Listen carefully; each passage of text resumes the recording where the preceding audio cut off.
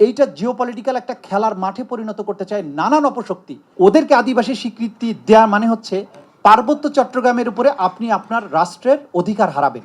কারণ আদিবাসী হিসেবে তখন জাতিসংঘের ম্যান্ডেট অনুযায়ী ভূখণ্ডের উপরে, সম্পদের উপরে, সামরিক বাহিনী তাদের সব কিছু নিজস্ব হবে। তার মানে বাংলাদেশের এই 1/10 ভূখণ্ড আপনাকে ছেড়ে দিতে হবে। এই বিষয়টা এত সিম্পল না। সুতরাং আমাদের রাজনীতিবিদদের এই বিষয়টা ভালো মতো উপলব্ধি করা দরকার। আমি কেন কথা বলছি, 2007 সালে আমি নিজে বাদী হয়ে হাইকোর্ট ডিভিশনে একটা রিট পিটিশন করেছিলাম।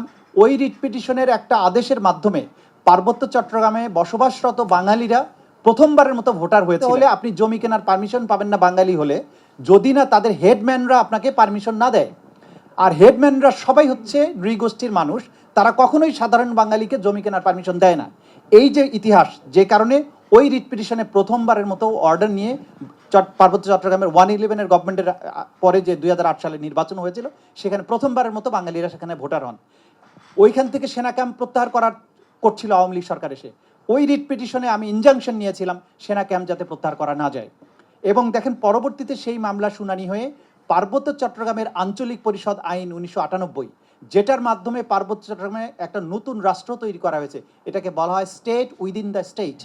সেটার প্রধান হচ্ছে সন্তুর লারমা। তার নিজস্ব পুলিশ মোতায়েনের অধিকার আছে, ইনকাম ট্যাক্স নেওয়ার অধিকার আছে, এবং আঞ্চলিক পরিষদে সবাই হচ্ছে উপজাতি, 1-2 জন বাঙালি থাকতে পারে।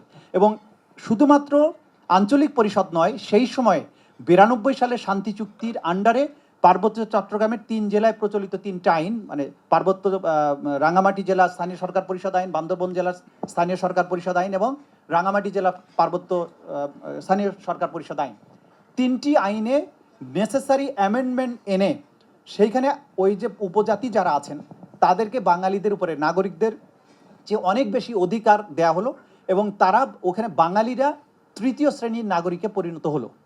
যে কারণে হাইকোর্ট ডিভিশন রায় দিলেন, আজকে চিফ জাস্টিস সৈয়দ রিফাত আহমেদের, যখন উনি হাইকোর্ট ডিভিশনে ছিলেন, তিনি রায় দিয়ে এই আঞ্চলিক পরিষদের পুরো জিনিসটাকে বাতিল বলে ঘোষণা করলেন।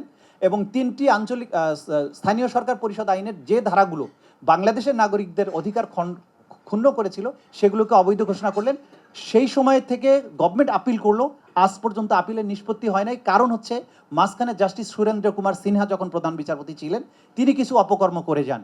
তিনি আরেকটা মামলা, যে হিল ট্রাক্স রেগুলেশনের কথা বলা হলো, এগুলো আইনি কিছু বিষয় আছে।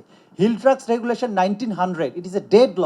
এটা ব্রিটিশ আমলের ল। তখন পার্বত্য চট্টগ্রামের স্ট্যাটাস ছিল এক্সক্লুডেড এরিয়া। পার্বত্য চট্টগ্রামে অনেক কাহিনী আছে, এক্সক্লুডেড এরিয়া, নন রেগুলেটেড এরিয়া, তারপরে হচ্ছে উপজাতীয় এরিয়া, ট্রাইবাল এরিয়া, এগুলো নাম ছিল। কিন্তু যখন বাংলাদেশ স্বাধীন হয়ে গেল, বাংলাদেশের যে ভূখণ্ডগুলো পাকিস্তান বলে স্বীকৃতি ছিল সবগুলো বাংলাদেশের টেরিটরির অখণ্ড অংশ। সুতরাং এই 1900 সালের আইন এখানে আর চলবে না। 1900 সালের আইন দিয়ে এই সমস্ত নৃগোষ্ঠীকে বাঙালিদের উপরে মর্যাদা দেওয়া হচ্ছে, যে কারণে জমি কেনা যায় না, যেটা অন্যান্য আলোচকরা বলছিলেন। সুতরাং এইটার গভীর সিগনিফিকেন্স আছে পার্বত্য চট্টগ্রাম সংক্রান্ত এই বিষয়গুলো নিয়ে। আমাদের মাননীয় সংসদ সদস্য এবং রাজনীতিবিদদের এই বিষয়টা জানা উচিত। ভবিষ্যতে এই বিতর্কগুলো উঠবে। আমরা ওই এসকে সিনহার কথা বলছিলাম, তিনি এসে রাঙামাটি ফুড প্রোডাক্টসের মামলা আরেকটা কাহিনী করে দিয়েলে, যে সে আপিল অ্যালাউ করে দিয়ে বলল 1900 সালের হিল ট্রাক্স রেগুলেশন নাকি এখনো বৈধ আইন। এখন যেটা ডাইরেক্টলি কন্ট্রাডিক্ট করছে আমাদের টোটাল জুরিসপ্রুডেন্সের অন্যান্য আইনের সাথে। সেইটার রিভিউ আমরা ফাইল করেছি। একই সাথে হাইকোর্টে আমরা যে আঞ্চলিক পরিষদকে অবৈধ ডিক্লেয়ার করে যে রায়টা হয়েছিল, সেটার আপিলটাও গভর্নমেন্ট করেছে, সেটা এখন পেন্ডিং আছে। কিন্তু আগামী বৃহস্পতিবার দিন এটা আবার শুনানির জন্য আসবে। গভর্নমেন্ট বারবার টাইম নিয়ে এটাকে পিছাচ্ছে সেটেল করার জন্য।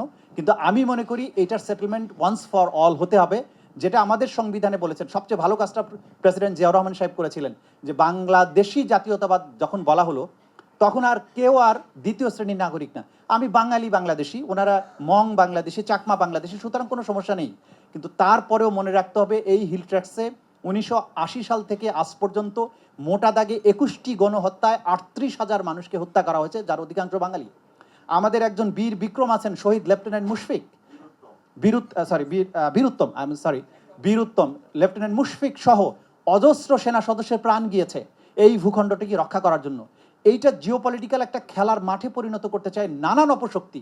এইটা আমাদের রাজনীতিবিদদেরকে বুঝতে হবে, এবং পার্বত্য চট্টগ্রাম সমস্যার সমাধান একবারের জন্যই করতে হবে। বারবার এইটা যুদ্ধক্ষেত্রে পরিণত করা যাবে না।